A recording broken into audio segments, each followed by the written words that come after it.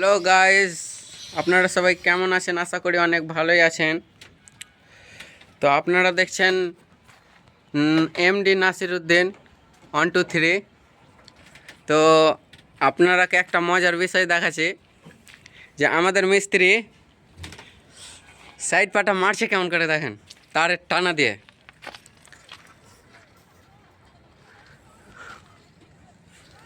তা আমাদের মিস্ত্রিটা দেখবেন, এই তো আমাদের মিস্ত্রি। ভাই কম টাইমের কাজ ভাই, যতক্ষণ চাপাস নিয়ে আনবে তখন তারের টানা দিয়ে ঢালাই করতে পারবে। হ্যাঁ, তো আশা করি ওর বক্তাটা শুনেই নিলেন, কেমন বক্তাটা দিল আমাদের মিস্ত্রি।